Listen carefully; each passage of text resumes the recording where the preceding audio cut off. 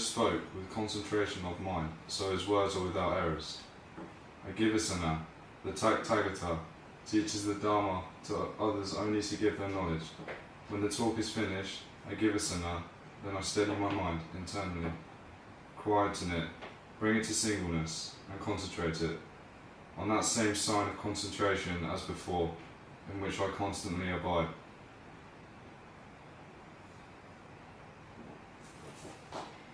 Words of the Buddha are immediately effective, that is, being true and unbound by time. Bhikkhus, so you have been guided by me with this Dhamma, which is visible here and now, immediately effective, inviting inspection, onward leading, to be experienced by the wise for themselves.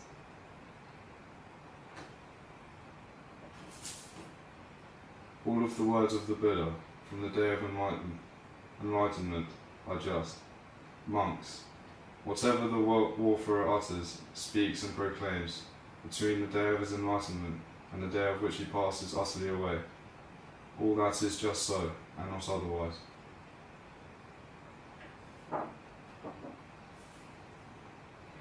The Buddha addressed the possible cause of the vanishing of his teachings, comparing with a kettle drum.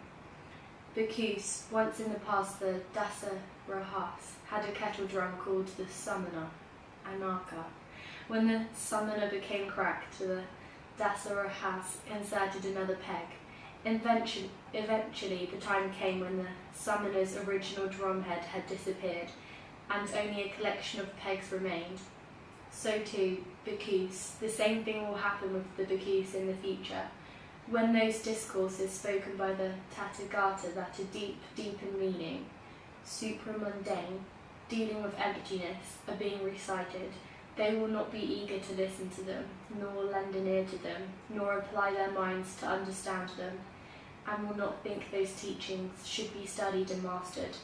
But when those discourses that are more mere poetry, beautiful in words and phrases, created by outsiders, spoken by their disciples, are being recited, they will be eager to listen, will lend an ear to them, will apply their minds to understand them, and they will think those teachings should be studied and mastered.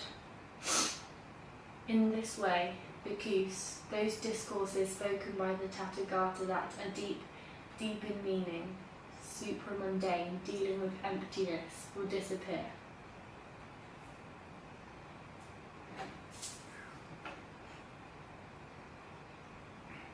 The Buddha emphasized the learning of the discourses uttered by him and not by others. Herein, monks, in whatsoever company, the monks listened not to those discourses made by poets, tricked out with fair-sounding phrases, discourses external to the Dhamma, uttered by their followers. When they are recited, where they lend not a ready ear to them, apply not to them a mind bent on understanding. Consider not that those teachings are something to be learned by heart and mastered. But to those uttered by the Tathagata, discourses deep in meaning, transcendental, dealing with the void. When such are recited, they listen thereto, lend a ready ear to them, apply to them a mind bent on understanding, and consider that those teachings are something to be learned by heart and mastered. And having mastered that teaching, question each other about it. Open up discussion thus. What is this? What is the meaning of this? When such open up the unrevealed, explain the unexplained, and dispel doubts on divers doubtful points of doctrine. And what monks is the company, trained in bluster, not inquiry?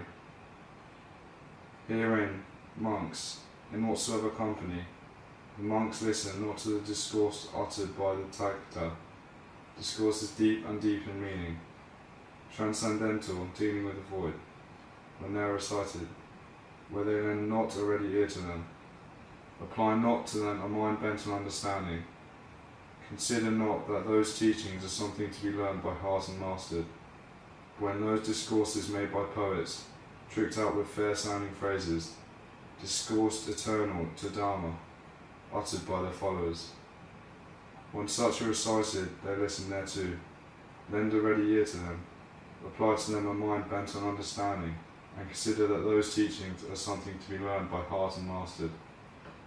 And when they have mastered that teaching, they do not question each other about it.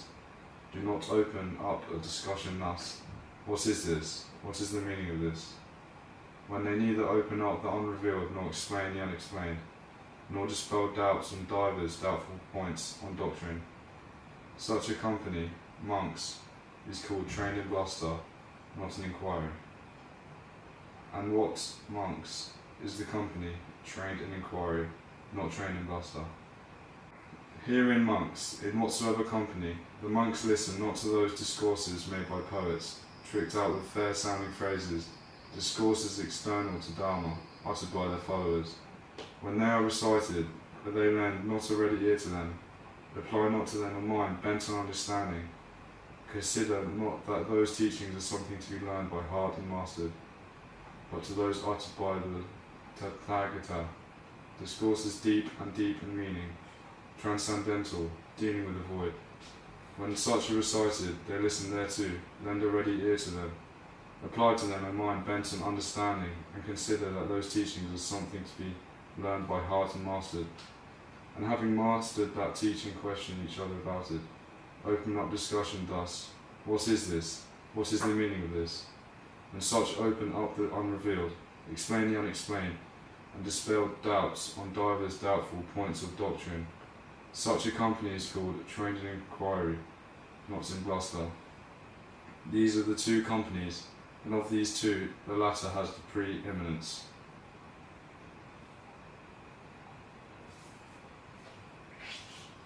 The Buddha prohibited adding or abolishing what has been authorized, so long as the brethren shall establish nothing that has not been already prescribed, and abrogate nothing that has been already established, and act in accordance with the rules of the order as now laid down, so long may the brethren be expected, not to decline but to prosper.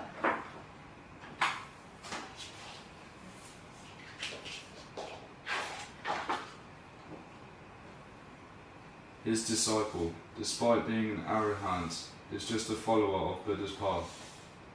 The Tathagata, bhikkhus, the arahant, the perfectly enlightened one, is the originator of the path unarisen before, the producer of the path unproduced before, the declarer of the path undeclared before. He is the knower of the path, the discoverer of the path, the one skilled in the path, and his disciples now dwell following that path and become possessed of it afterwards.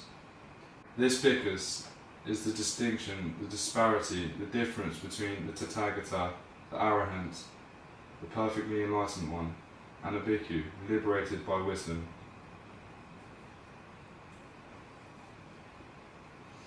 Words of Buddha on knowing the Dharma rightly and handing on. Herein the monks get by heart a text that is rightly taken, with words and sense that are rightly arranged. Now if words and sense are rightly arranged, the meaning also is easy to follow. This is the first thing. Yet again those monks who are of wide knowledge, versed in the doctrines, who know Dhamma by heart, who know Vinaya by heart, who know the summaries by heart, these dutifully hand on a text to another. Thus when they pass away, the text is not cut down at the root, it has something to stand on. This, monks, is the third thing. The two of four things conduce to the support, to the non-confusion, to the not vanishing away of sadhama.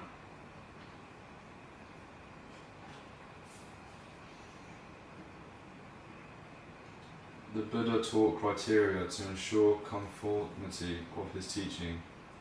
Monks, I will teach you 4 criteria. Listen, pay close attention, and I will speak.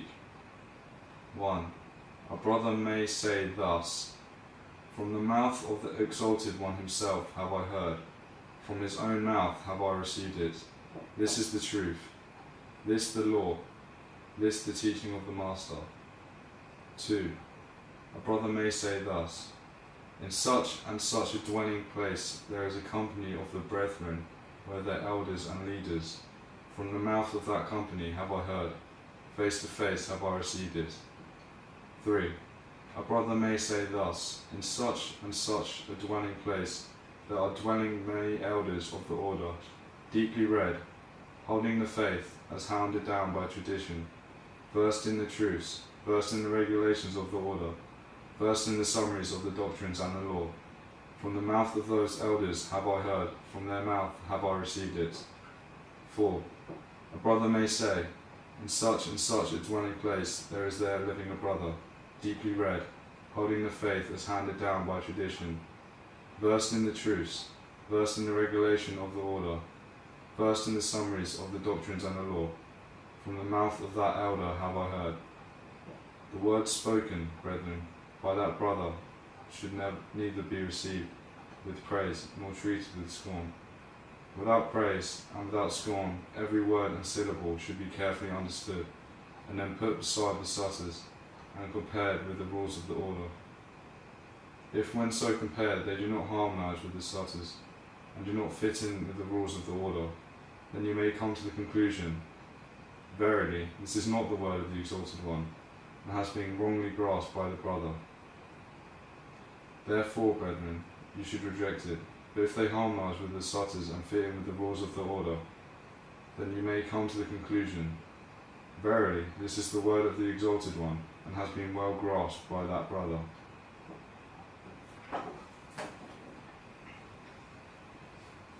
The Buddha addressed Venerable Ananda to regard Dhamma and discipline as teacher after his passing. It may be, Ananda, that in some of you the thought may arise, the word of the Master is ended, we have no teacher more. But it is not thus, Ananda, that you should regard it. The truths and the rules of the order, which I have set forth and laid down for you all, let them, after I am gone, be the teacher to you. Those bhikkhus, Ananda, either now or after I am gone, who dwell with themselves as their own island, with themselves as their own refuge, with no other refuge, who dwell with the Dhamma as their island, with the Dhamma as their refuge, with no other refuge, it is these bhikkhus, Ananda, who will be for me topmost of those keen on the training.